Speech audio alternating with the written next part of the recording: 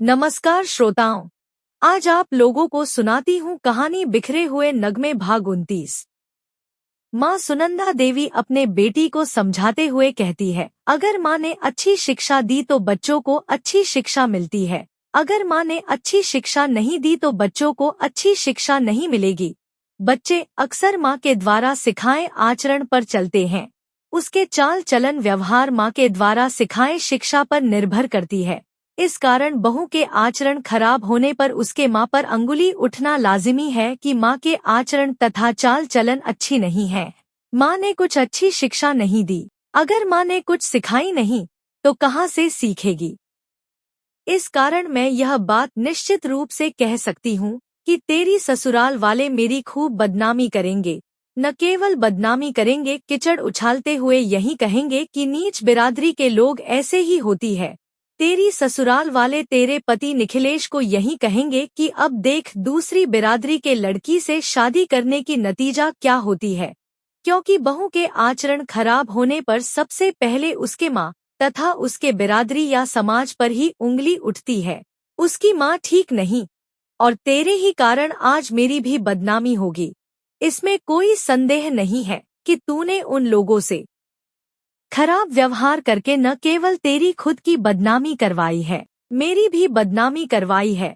अगर तू शहर में फ्लैट लेकर रहेगी तो या तो तू होटल से खाना मंगा कर खाएंगी या तो कच्चा या तो जली हुई रोटी बनाकर खाएगी, क्योंकि तूने कभी खाना पकाना सीखा ही नहीं। इसके नतीजा अब तुझे ही भुगतनी होगी। मैं तो जीवन भर तुझे पकाकर नहीं खिलाऊंगी ना। तुझे जैसे सुहाए वैसे ही खा लेना, दामाद जी को भी वही खिलाना। मैं तो कहती हूँ कि बेचारे निखिलेश की किस्मत फूट गई है जो तुझ जैसी नालायक लड़की से शादी कर ली। अब तो तू उसके भी जीवन नर्क बना डालेगी। अपने माँ के कथन पर नाराजगी जाहिर करते हुए शर्मिष्ठा कहती है, बस बस रहने दो। तुम्हें मेरी मदद करने को नहीं कहूंगी। जो भी होगी जैसे भी होगी हम लोग खा लेंगे। तुम्हें नहीं कहूंगी, तुम चिंता ना करो। मगर मुझे तो अपनी ससुराल में नहीं रहना। मैं निखिलेश को कहूंगी कि शहर में या तो अस्पताल के बाजू में या तो मेरी कॉलेज की बगल में कोई फ्लैट ले ताकि हम दोनों वहां पर आराम से रह सकें। कुछ दिन बीत गई कि एक रोज निखिलेश अपने पत्नी शर्मिष्ठा को लेकर अपने घर में पहुंचा और 2-4 रोज किसी भी तरह से बीत गई कि एक रोज माँ कस्तूरी देवी से कहने लगा, माँ अब तो मुझे आगे की पढ़ाई करना है। मुझे आगे की पढ़ाई करके बड़ा डॉक्टर बनना है। ऐसे में मुझे अपने शहर छोड़कर दूसरे शहर में जाना होगा। मुझे अब दिल्ली में जाना होगा। मैं सोच रहा हूँ कि शर्मिष्ठा यहाँ पर अकेली रहकर क्या करेगी। वैसे भी शर्मिष्ठा हमारे घर में सभी के साथ मिलजोल करके नहीं रह पाती। ऐसे में यही सही होगी कि वह अपनी मायके में रह जाएगी। इस पर ना तो उसे कुछ परेशानी होगी ना कि आप लोगों को किसी प्रकार की परेशानी होगी। मुझे जैसे जैसे छुट्टियां मिलेगी मैं अपनी समय से घर पर आ जाऊंगा, मगर उसे तो वहां पर ही रहने दी जाए। जब उसने सभी के साथ मिलकर चलने को चाहेगी तो यहाँ पर आ जाएगी। इसके अतिरिक्त मुझे तो कुछ और उपाय नहीं दिखाई दे रही है।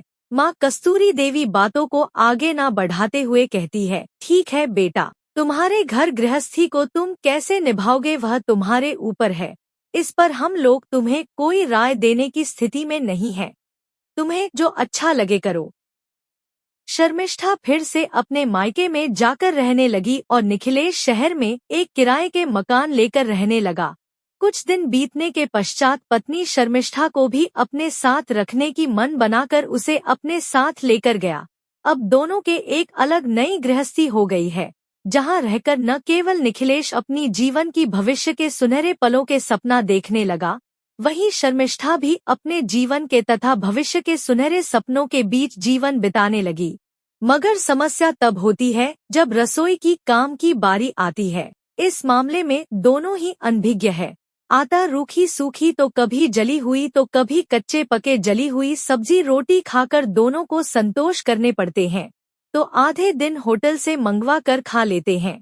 मगर निखिलेश कुछ कहे बगैर चुपचाप रहता और मन ही मन सोचता है, हमारे घर वालों के विरोध करने के बावजूद मैंने शर्मिष्ठा से शादी की। उसके बाद शर्मिष्ठा ने हमारे घर वालों के साथ जिस तरह की व्यवहार की वह बहुत ही शर्म की बात है। हमारे माता पिता और भाई बहनों ने जो भी बातें कही है वह सब सच तो है, मगर अब मैं क्या कर सकता हूँ।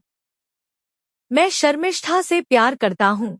कैसे भी हो अब वह मेरी पत्नी है, मगर उसे घर संसार की कोई काम नहीं आती, शिवाय सजाने संवारने की। मगर घर गृहस्थी भी तो कुछ होती है। शादी से पहले घर की कुछ काम सीखी होती तो अब यह नौबत न आती। अब तो न जाने उसे यह सब काम सीखने में कितने दिन लग जाएंगी, क्योंकि मैं उसे टोक भी नहीं सकता। अगर टोक दूंगा तो नाराज हो जाएगी, पूरे घर को सिर पर उठा लेगी। अतः उसे टोकने की बजाय चुपचाप रहना ही ठीक होगी।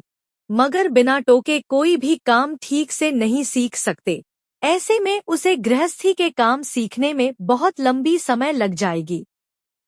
निखिलेश अब किंकर्तव्य विमूढ़ की भांति समय व्यतीत कर रहा है, मगर घर में शांति बनाए रखने की प्रयास में चुपचाप अपने पत्नी के बातों को सिर झुकाकर समर्थन करते हुए समय व्यतीत करते जा रहा है। जब जब अस्पताल में लगातार ड्यूटी पर रहता है तो अक्सर वहां के कैंटीन में खाना खा लिया करता, और बाकी दिन जब छुट्टी पर घर में रहता तो अपने पत्नी के पसंद के अनुसार जो भी मिलता उसी से ही गुजारा कर लेता, मगर शांति बनाए रखने की चेष्टा करता। समाप्त।